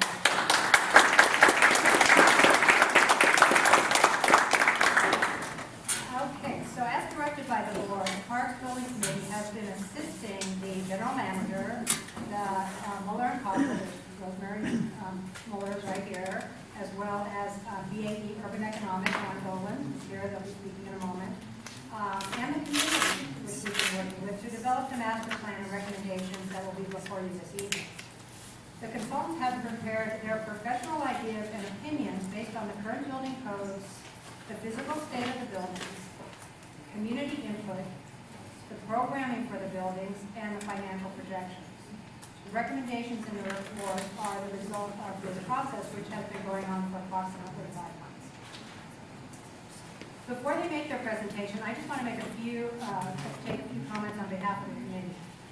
One direction that we gave the consultants very early on was to look at both what we needed to do minimally to the park building, that is to say, what is the most frugal thing that we really must be doing, and also what we would do to enhance the buildings to a moderate level to bring them better into safety and improve usability components. So there's really a range between what is the minimal and what is really a desirable element for the buildings to grow to. So the plan before you tonight, the master plan, really provides this range of capital improvement options. As we moved through the master plan process, some major findings arose. The first one was that there's really strong public sentiment to improve the park buildings. There's a lot of pride in the park, a lot of pride in the community, and a lot of pride in the city. As you will see, the fully implemented master plan, the second point, is that it is a significant capital investment. That is to fully implement the recommendations for what we consider the moderate plan, really to enhance these buildings. And to fully implement the plan could cost approximately $2.5 million. However, we also looked at what is the minimum we must do just for this particular building, this is just the community center alone, just to bring it into basic compliance, and that would be $700,000.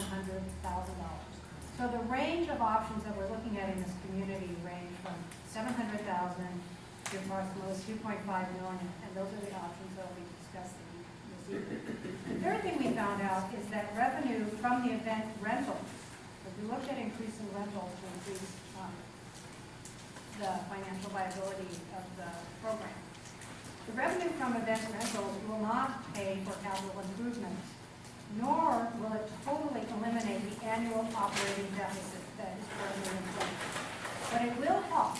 It will help that deficit. It will shrink that deficit. This is very typical of public buildings where there's a shared use between the community events and the community public meetings, such as the one this evening, and private rentals, where there's really the capacity and increased capacity for additional funding and revenue. So that's the goal for sharing this building with both rentals and with public meetings was something that did come out of the community process. That was important. One surprising discovery that came up was related to the annex, and the annex is the building next door between this building and building E, the rec building. When a close look was taken at the annex, the cost to renovate it was almost as high as building a brand new structure. Rosemary was talking about this, but what came out of that is if you build a new structure, you really can build it to the exact program needs. You have increased sort of state-of-the-art safety, as well as energy efficiency. You can actually design and build the building of your dreams, in essence, for the same price as it would take to renovate the existing structure that's next door. I also want to clarify an important issue. This is a master plan. It provides a conceptual framework for understanding what is needed and what is desirable for each building. It is not a detailed design plan. That is something that should funding be identified to move forward with any of these options. More detailed design would be required to meet the current users' needs, people who are actually using this building in detail for things such as storage or other needs, as well as looking at those buildings into the long-term future. So that detailed design would come after this process. This is really about the structure and the framework. The committee is requesting that the board take two actions tonight. One is to accept the report, and the other is to allow the committee to continue working to research methods for public and private funding that can be brought back to the board for further discussion on options for moving forward. So it's really a step towards letting us go and say, well, now we know we have this range. Let's see what happens when we try to put together a funding package for this. What is it going to mean? How much money do we have? How much money don't we have? How are we going to spend it? And I said options. Well, what is it? I guess the question is, what does it mean to accept the report? It means that the contents and design options in the report have merit and establish the range of needed capital funding from $700 to $2.5 million, so that the committee can take the next steps. And I said options because it doesn't mean by accepting this report that you are bound to implement all of the recommendations of the plan. It merely provides a roadmap of what is possible from doing less to doing more, should the board decide to move forward. So the committee is very excited to be here tonight and have the culmination of this master plan recommendations before you, and the possibilities to enhance our park buildings for youth, for seniors, for families, for individuals, for now and for the future. So now I'd like to turn it over to Rosemary for her presentation. Thank you.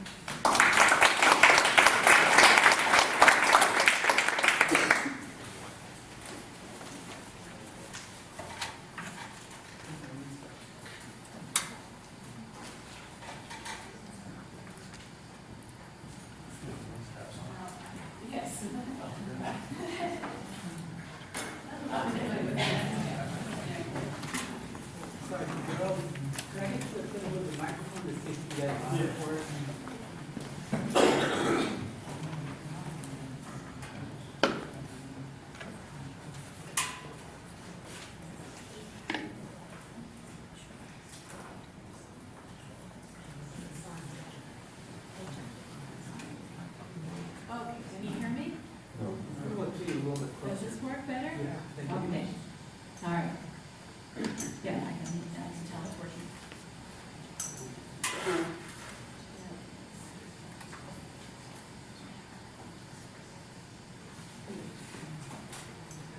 Okay, I have about 20 to 25 minutes to give you all the highlights of our report, which, if some of you have seen it, is relatively lengthy. So you may have a feeling that I'm kind of rushing through a lot of this material.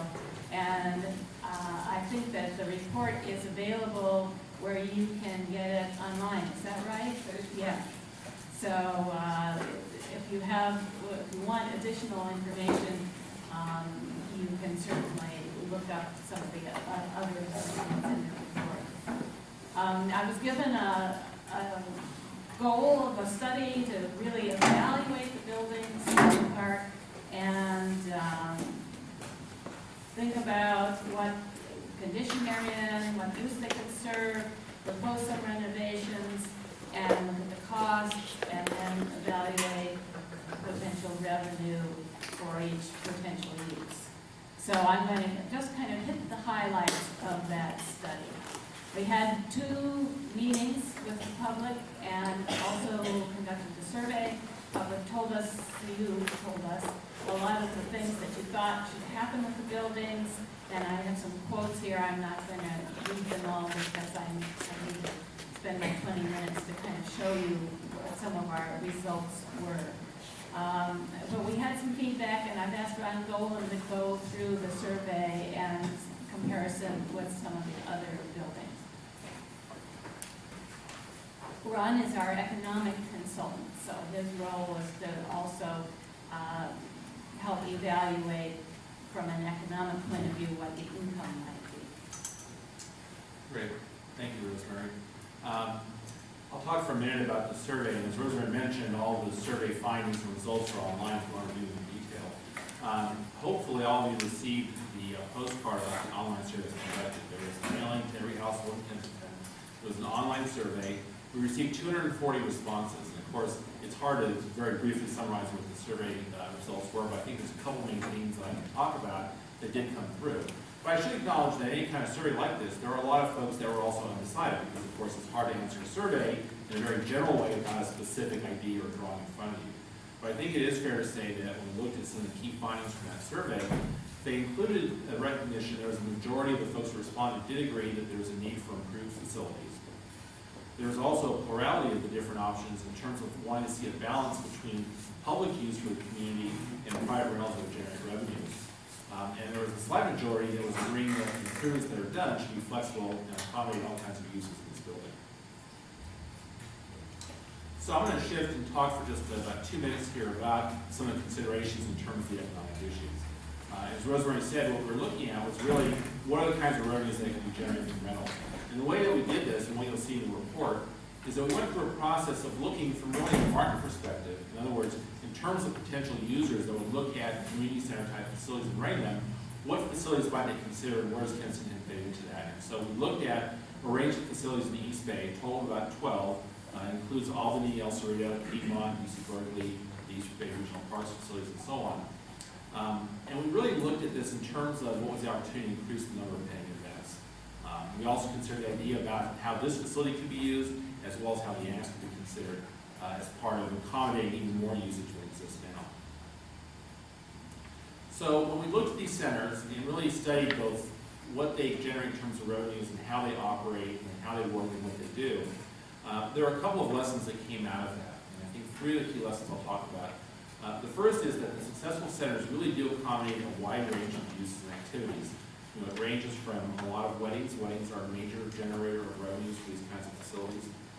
Social events that happen on Friday evenings and on the weekend. But they also accommodate a range of recreation classes and youth programs.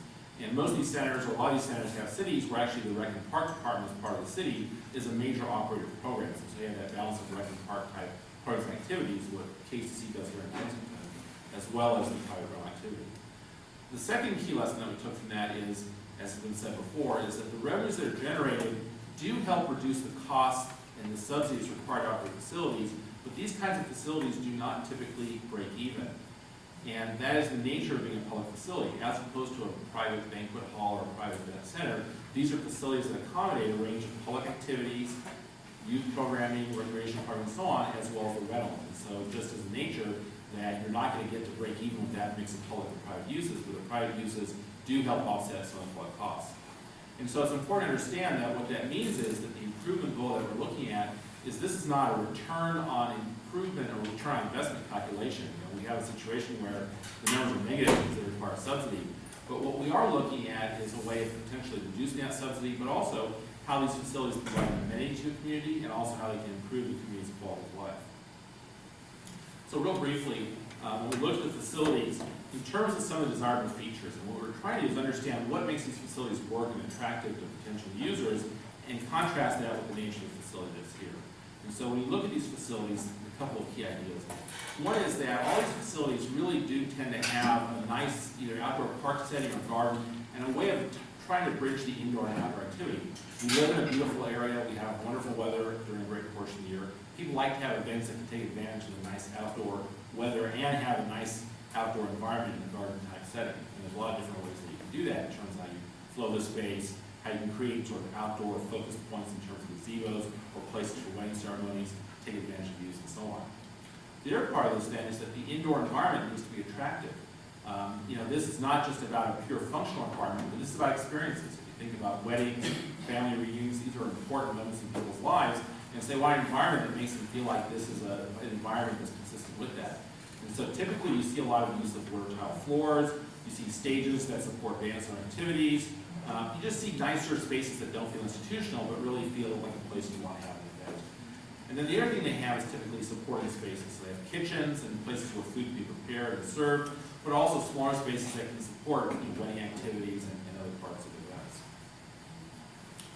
So just to talk briefly about what some of our findings were when we looked at Kensington against the other community centers and some of the features that I talked about, is that when we look at the facility today, and I don't say this to be negative about it, about the current facility, but this is an evaluation, is that when you look at the outside rental business, this facility is not competitive with the other event centers in terms of the features I was just talking about, based on condition, based on the fairly institutional feel of the facility that's here. So if you start thinking about what changes you want to make it more attractive for the rental business, you wouldn't want to look at opening up the views and access to the garden outside, which is actually quite nice, improving the finishes, improving the kitchen, providing better tables and chairs, and also providing a higher level of operation support. These facilities need to have more staff to support the business and also deal with the schedule. So finally, in terms of the revenues from this, we also looked at the question about what are the appropriate rental rates, and you'll see this discussed in the report online in more detail. What we found is that the current rental rate for this facility for activities is quite a bit lower than any of the other centers that we looked at. When you look at what's happening with the other centers in the area, they're charging up to $200 per hour or more. And so our feeling was that after renovation, that this facility here could generate between $160 to $200 an hour. And that range reflects the idea that there should be a tier of rates. So in other words, residents should get a discounted rate, nonprofits should get a discounted rate. The highest rate would be paid by people who are not Kensington residents who want to rent the facility, or outside groups or businesses. Second of all, we looked at how much activity could be done. The other centers are typically doing 80 to 150 paid events per year. The current level is about 35, this is from 2009 number, and it's varied for various reasons that would take a long time to explain. But the bottom line is our feeling was that it would be possible, in improved facility, improved operation here, to have up to 60 paid events per year. And we felt that that was a number that both reflected the market position of this facility compared to other facilities, but it was also a level that would really not terribly conflict with a lot of the other existing programming activity, so it was a good fit with the other things you're trying to do here. Now, it is important to understand that getting the revenues and events, you need to have more staff here. You have to have people that can deal with the reservations, the marketing, and support the events. And so increasing the revenues in tandem with that, you have to also provide some additional staff support. But you can still generate more income than the cost goes up in terms of the staff. And so it does result in net improvement to the financial position. Thanks. So now let's get into looking at the buildings. And so the community center, this building is now 56 years old and still going strong. And there was a major remodel 24 years ago. So it's been a while since this building has been renewed and kind of given new life. We looked at some of the uses of the building, and so this is a color-coded chart. You can see here, this is the main room in this column, and on the right column is the small rooms uses. These are the KCC hours, which is weekday mornings and weekday afternoons, and a bright yellow means that the time is fully scheduled. A less bright yellow means that it's mostly scheduled. So in the main weekdays, the main room, this room, is fully scheduled, and the small meeting rooms are partially scheduled. Sometimes other things can be imposed and scheduled on short notice. Here, where it's very light yellow, it's less than 50%. So here in the morning, there's time for more programs, if there were more programs to work in the morning. Friday evenings, it's seldom used. Saturdays, it's lightly scheduled, and Sundays, it's seldom used. So there is time available in the schedule, although on weekdays during school hours, it's pretty heavily used. Here's the floor plan of the building, and some of the issues have to do with the bathrooms, which are not wheelchair accessible. They were wheelchair accessible in 1985, but the codes have since changed retroactively, and they no longer meet current codes. And the kitchen, which does not comply with the current requirements for commercial kitchens. Once again, the codes have changed since it was built, so it's a moving target, but you have to go back and change it. So I did a list of the issues with this building, things that people criticized about it or felt were issues that could be dealt with or should be dealt with on this building. The entrance, you can't find it. Aesthetics, this room is very utilitarian, and it doesn't really take advantage of the beautiful garden setting in a way that it potentially could. Functional issues, if you've got a meeting in one of the small meeting rooms back here, you can't get to the bathroom without interrupting whatever is going on in this room to walk through and get to the bathroom.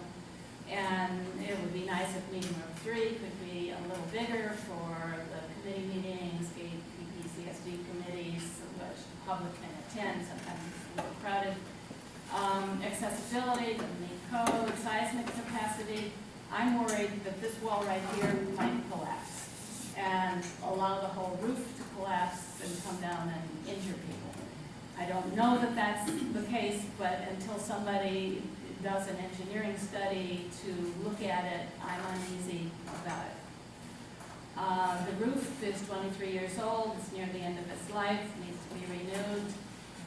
Thermal comfort is an issue. You've got these heaters, which are somewhat noisy. In order to have ventilation, we open windows, and that lets in cold air, we lose the heat. The walls themselves are not insulated, and so they're radiantly cold to people sitting in this room. Acoustics, it's difficult to understand speakers. I noticed that tonight. The lighting is outdated, and it's not energy efficient, and it can't be easily adjusted for different uses of the room. And in the daytime, there's no controls on the daylight, so that audiovisual presentations are extremely difficult, as I know from first-hand experience. There's a drainage issue. The floors get wet when it rains sometimes, and that seems to be continuing to happen, even though small improvements have been made.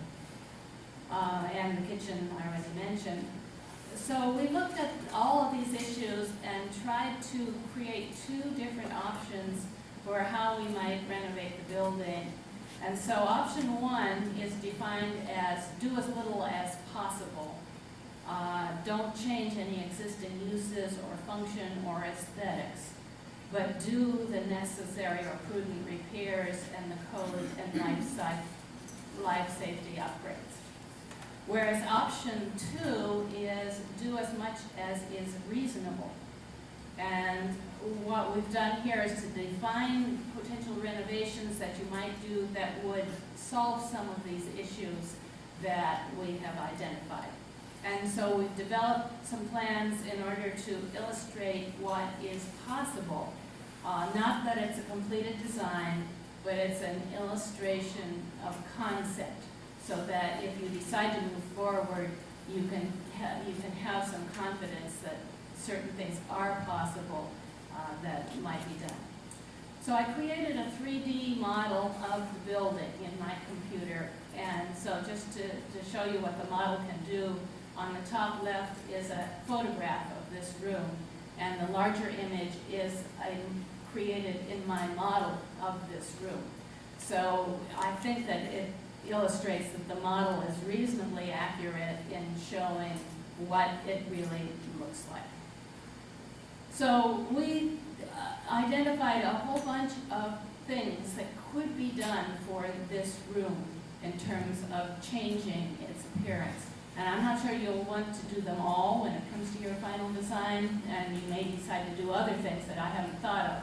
But this is just to illustrate what is possible.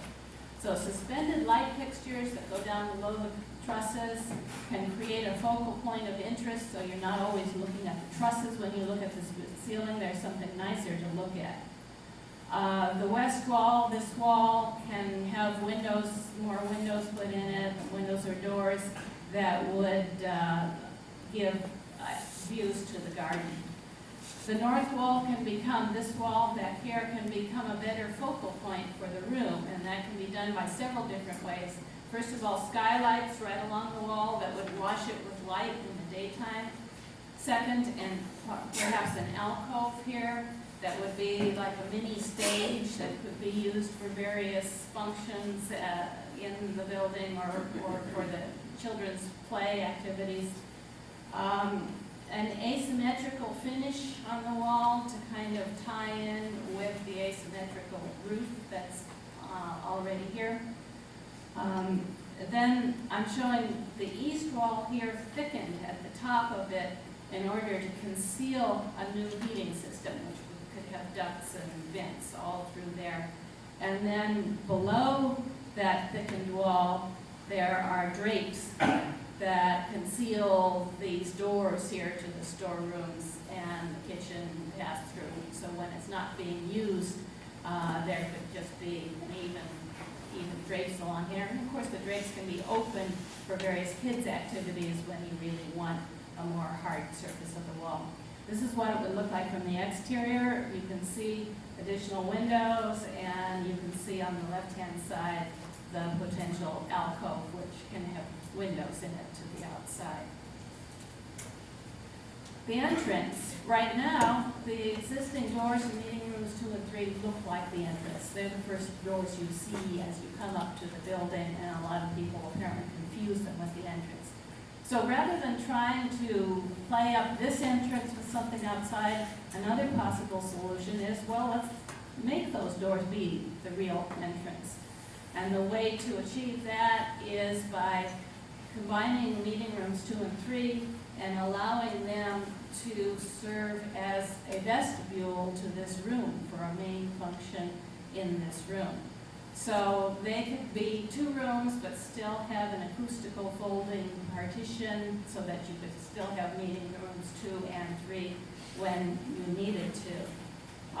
There can be new storage rooms, walk-in storage rooms that would replace the cabinets that are currently in meeting room 2.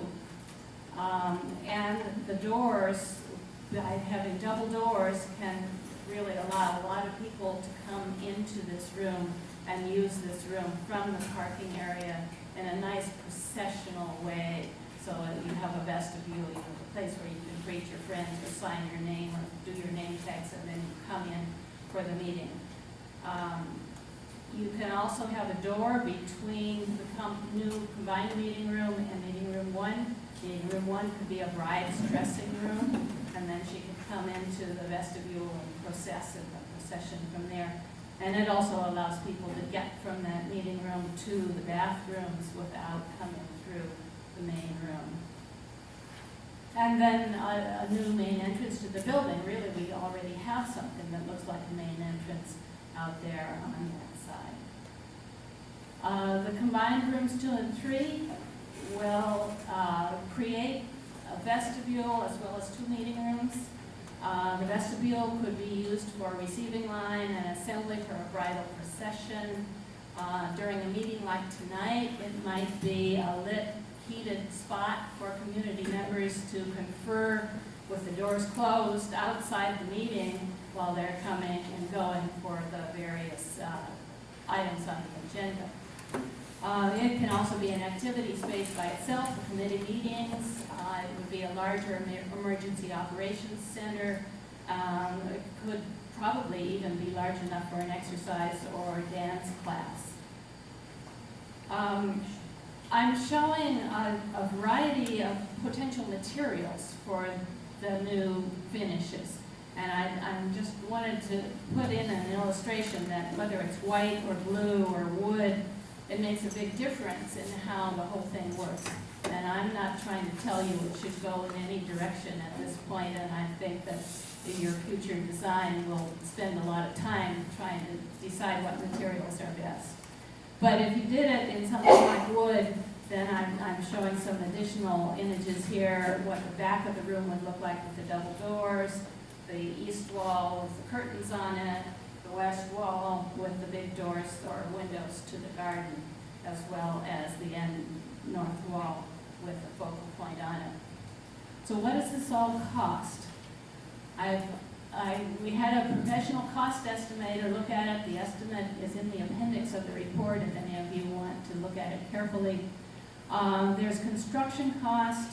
There's a contingency of additional things that will come up during construction.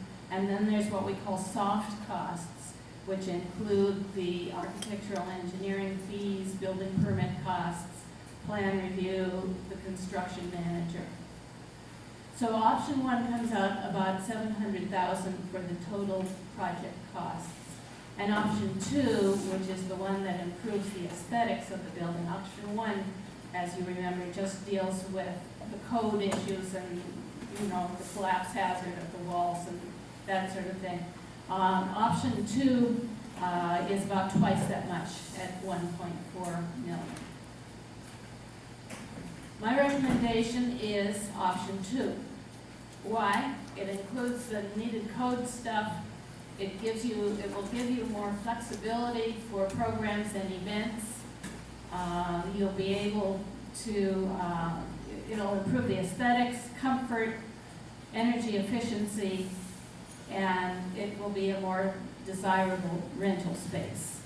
Right now, this space is great for kids, not so comfortable for adults, I think, and it could be both.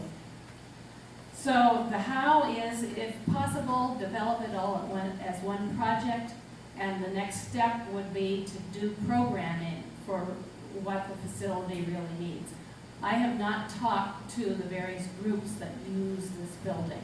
And so at some point, somebody's going to have to talk to each of these groups and make sure that their needs are going to be met in the new design. And then the construction could be phased if necessary. So I looked at the phasing, potential phasing, and this is just kind of massaging the numbers in the cost estimate. But you could divide it into 4 different things. One is the bathrooms, second is the kitchen, the third is this main room, and the fourth is meeting rooms 2 and 3. So the only restriction on the phasing is that the bathrooms are required to be done as part of the first phase. So you could take the bathrooms and rooms 2 and 3 and have a first phase of roughly $540,000, or you could take the main room and the bathrooms as the first phase. Or you could even take the bathrooms and the kitchen as the first phase. But whichever way you go, it's got to include the bathrooms as part of the first phase. Moving on to the annex, I never did figure out when the annex was originally built. I would estimate maybe late 40s or even early 50s. Its use is classrooms. It was leased to a daycare and has been vacant since 2006. And here's the floor plan of it. There's an office right in the middle of the building, and I think those walls were added later and could easily be removed. There are bathrooms at the end of classroom A, and they are not accessible. They will have to be just closed or upgraded in order to use that building. And I need to point out that classroom B, kids in classroom B cannot get to the bathrooms without going through classroom A. So it's really will be difficult to have two independent activities in that existing space. Issues with the annex, aesthetics. I think it's particularly ugly from the street. There are high windows on the east side, the west side, where you could have bay views from in the building. I like the interior, but not much else about it. Function, we talked about it. If it were to be used for community activities, kitchenette would be very nice. You expressed the desire to use it not for classrooms but for community functions. And in order to do that, that is considered a code change of occupancy of the building. It means there would be more people in the building than we would have for just classrooms. So that will require bringing the building up to current codes fully. Accessibility, of course, we talked about seismic capacity, totally unknown as far as I'm concerned. I don't see any shear walls in that building, conventional shear walls, at least not in one direction. And we're close to the fault as well. Drainage is an issue. The reason the previous tenant moved out was because of flooding, and that has not really been fixed. And there was an entry stair that's been removed. The re-roofing is needed. There's no insulation. The windows are basically a mishmash of different glazing, although you could fix that and put clear glazing in all of them. And there's a little bit of water damage in the ceiling. So I came up with options for the annex. Option 1, which nobody really thinks they want, is to renovate for reuse as a daycare facility or for other classroom uses. And that's basically the minimum option. Option 2 is to renovate for public use, and some of the suggested uses are senior center, teen center, garden center, fire police classes, small community functions that currently happen here in the community center and could happen in the annex as well. And then I added option 3 after we determined the price for option 2. And option 3 is to demolish the annex and build a new building on the site. So here are the table of the options. For option 1, we're not dealing with aesthetics or function or change of occupancy. We're keeping the same occupancy of the building. So therefore, we don't have to do any seismic upgrade. We don't have to do insulation, maybe not. We don't have to do anything about the windows. Option 2, we deal with all of those things. In option 1, we remodel the restrooms. In option 2, I am proposing that we add a new addition to the building for new restrooms, because these restrooms can't be brought up to code without really expanding them and basically rebuilding them in any case. So here's option 1, and I haven't really illustrated it any farther than that. Here's option 2, the floor plan, where I am showing a new restroom addition in front of the building, kind of on the hillside over a crawl space. And so you can get to the new restrooms from the outside without going through the meeting room. And there would still, you take out the wall between the meeting rooms, so it's all one space, but then you put in a folding acoustical partition, so you can also use it as 2 spaces. I'm showing a kitchenette at each end of the room, and here's what the open room would look like, all open as one room with the kitchenette at the end. here's what the exterior could look like with an addition in front of the room and a new deck and some new stairs going up, joining with the existing pathway that goes up to the school. And here's how you might arrange it if you had a big meeting in there. Not great, the shape isn't great for a meeting room. It's kind of long and narrow. And here's what it might look like if you put tables in there. And here's what it would cost. Option 1 is about $600,000 total project cost. Option 2 is $1 million. And option 3 is $1.1 million. So I looked at that and I said, gee, option three, by the way, I priced it to be exactly the same size as option 2, the building with